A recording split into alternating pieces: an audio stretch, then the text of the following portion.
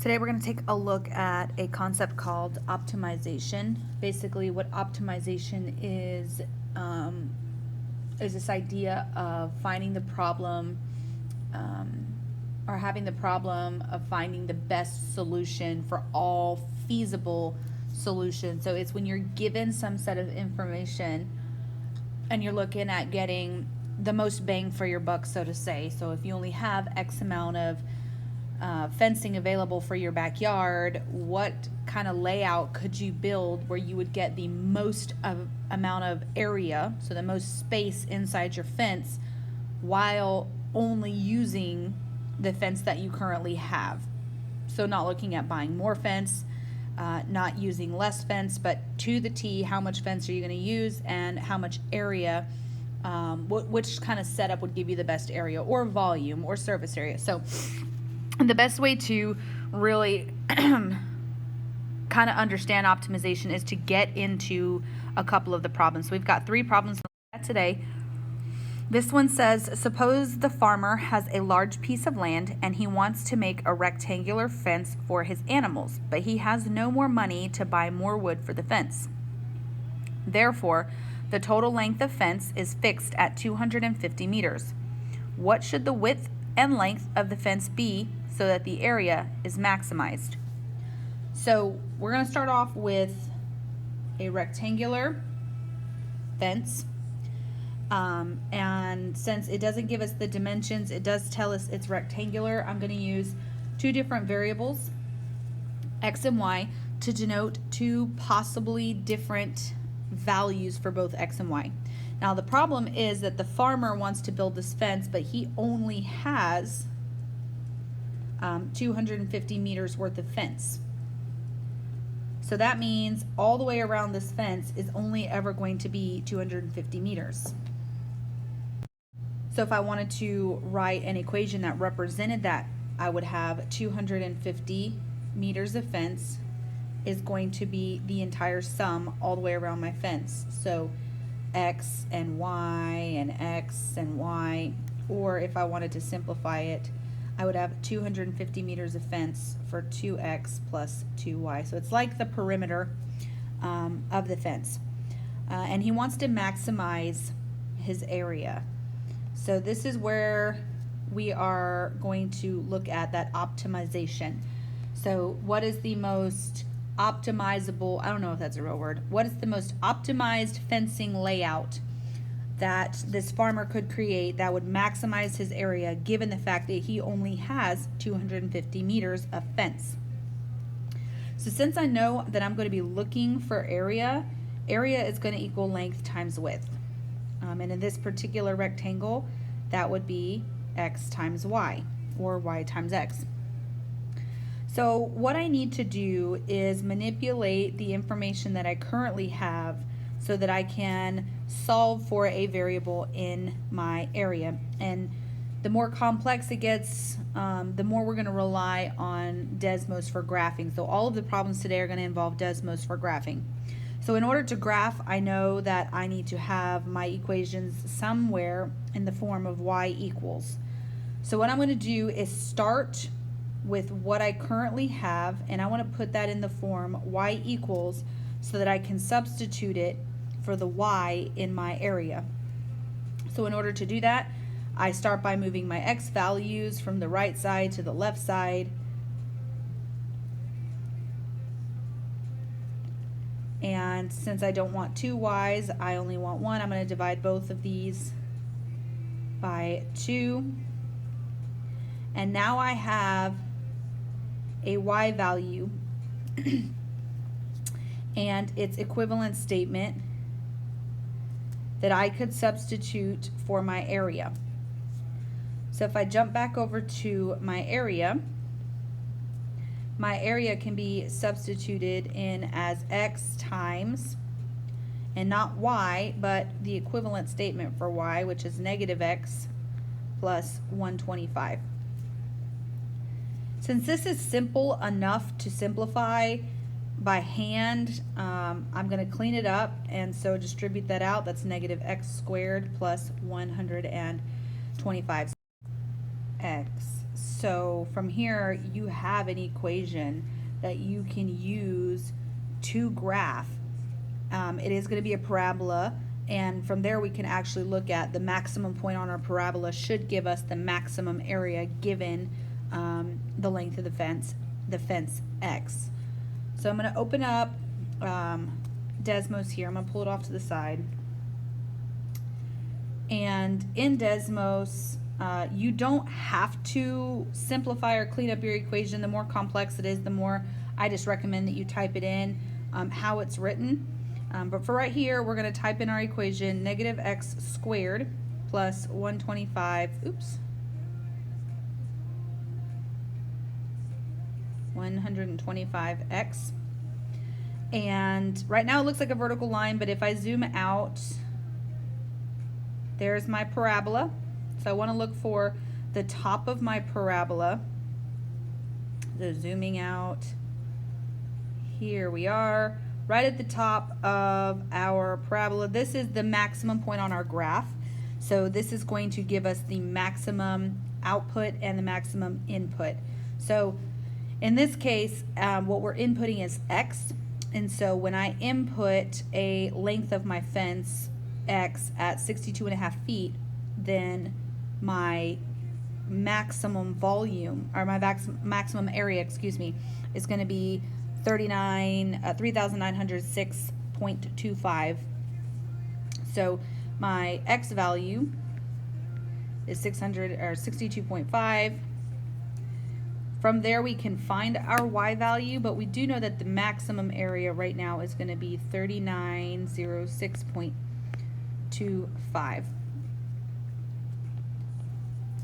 So at this point, if I'm looking at my question as a whole, on my image or my picture here, I can come in and say, okay, I know for a fact that these are 62.5 meters.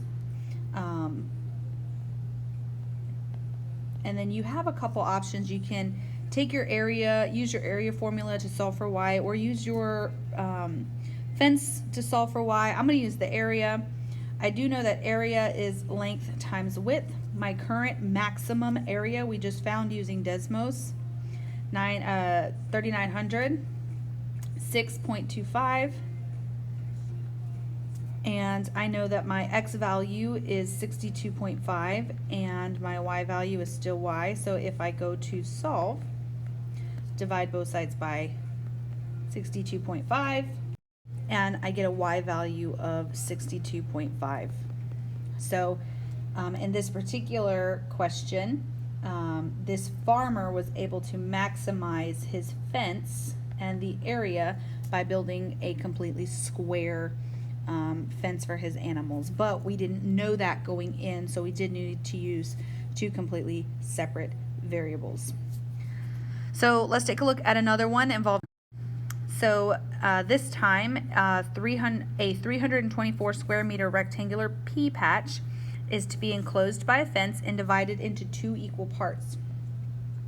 So our picture is going to look just a little bit different.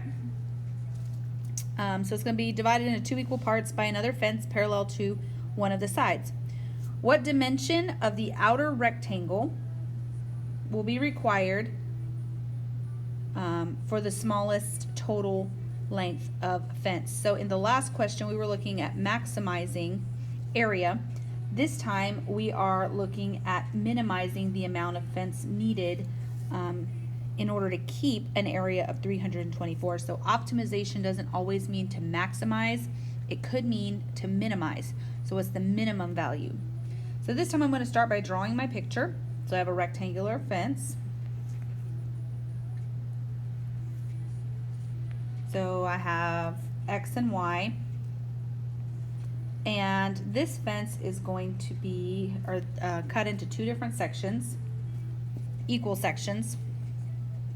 So I do know that the fence that is going to separate the two pins or the two patches is going to have the same length as the outside edges. So that center piece is going to be X. So if I wanted to kind of take what I know, compare it to what I need, I know that my area is 324 square meters. So I know that my length times my width is going to equal 324. My length here could be X or Y. I always flip-flop them depending on how I'm looking at the picture. And what I currently need is the total amount of fence. So I'm going to use F for fence. So all of my fence is going to be covered by my length and width, but also my center piece here. So my total fence is going to be 3x and 2y because I need all the edges of my pea patch to be fenced in. So I have what I need written in red, and I have what I currently know written in yellow. And again, my objective is to be able to substitute all the y values for what I need with x values. So I'm going to start by isolating the y in my surface area, or in my area. So I'm going to divide both of these by x, so that I have 324 divided by x is equal to y. And what I want to be able to do is substitute that y and this y. So the value that it's equivalent to, that 324 divided by x, is going to go into my y for my fence. So I have, my fencing is now going to be 3x plus 2. And instead of y, I'm going to substitute 324 divided by x. They are they're equal statements, so they're just interchangeable. So from here, again, you do not have to clean this up in order to graph it. So I'm going to open up a Desmos tab here, pull that off to the side so we can see. And I'm just going to type it in exactly like we had it written. So 3x plus 2 times 324 divided by x.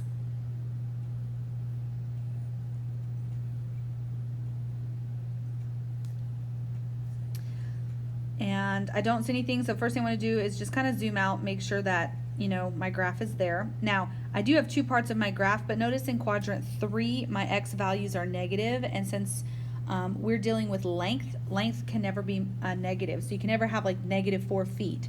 So a lot, if not all, of our answers are going to take place here in quadrant 1.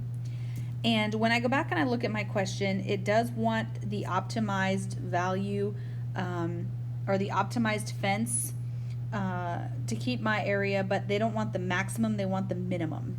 So the minimum fence required in order to have 324 square meters. So instead of looking at the maximum value of my graph, I am going to look at the minimum value. And so my x value from my graph is 14.697.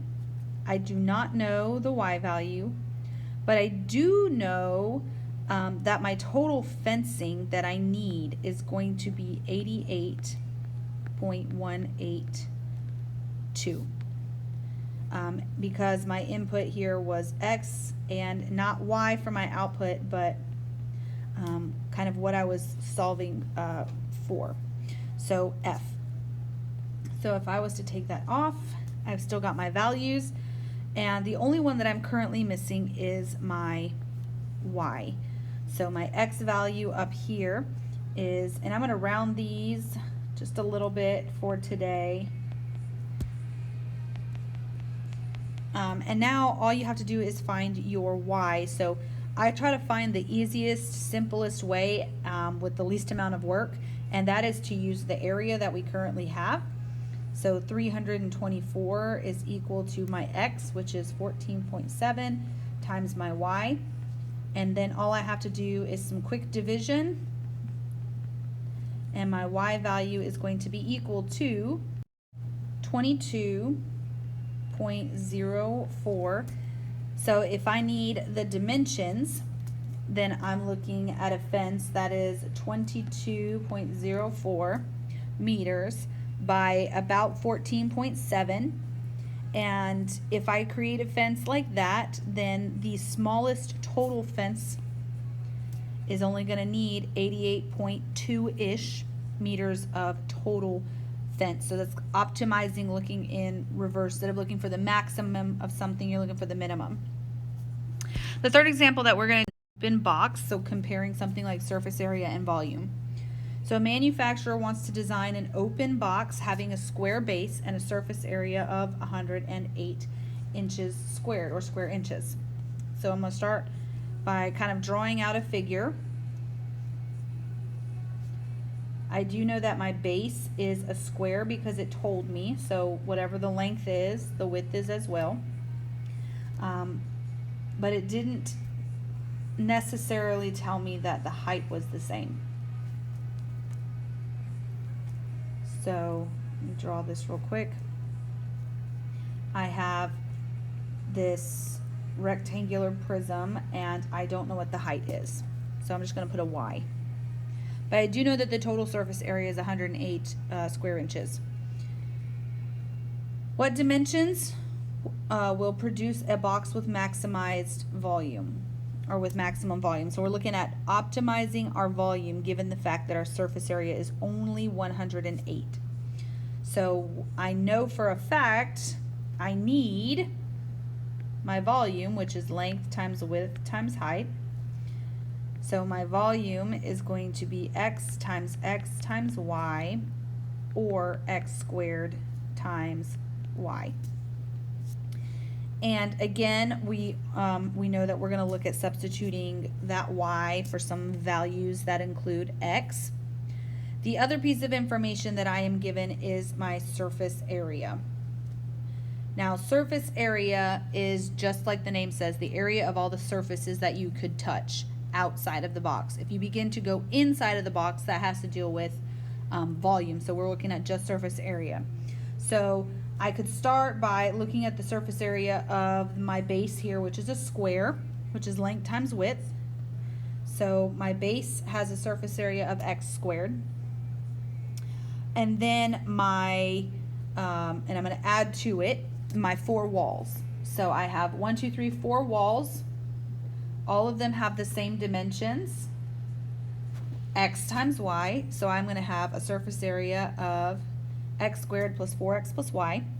And I do know that my surface area has a grand total of 108 square inches. So I'm just going to plug in that, and I am going to try to isolate my value for y so that I can plug in an equivalent statement into the y from my area.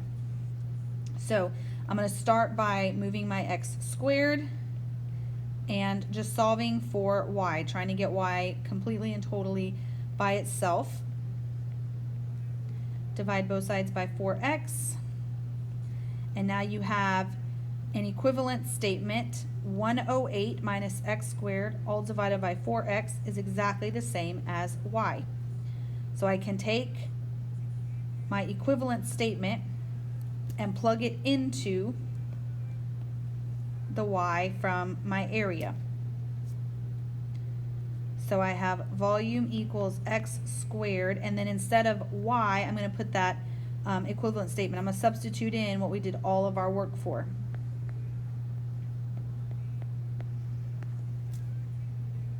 Now on the right hand side of my equation I have only x's, so I can graph them.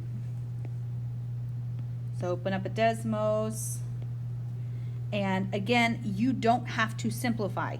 So x squared times, now it is a fraction, so I am going to have to wrap my numerator up. So 108 minus x squared divided by 4x. Staying in quadrant 1, because that's where all my positive values for x are. I'm going to zoom out until I find the maximum, which is right here. So here I have a maximum value for x, which is located, which is 6 units. I can find my y, and my maximum volume for this particular box is going to be 108 inches cubed, or cubic inches. Because remember, the 6 was our input and our output was our volume, because we entered that particular equation into Desmos. So now the only piece of information that I still need to find is my height of my box. And so I'm going to come, this time I'm going to use volume because it has the least amount of work involved. So my volume is x squared times y. I know that my maximum volume right now is 108 because we've got that from the graph. My x value is 6 and my y value is unknown. So 108 is equal to 36y. Dividing both sides by 36 will give me a y value of 3. And so if I wanted to know the dimensions of this box is 6 by 6 by 3 with a maximum volume of 108 cubic inches and a surface area that just happens to be 108 square inches. Not necessarily always the same, but in this particular problem, it is.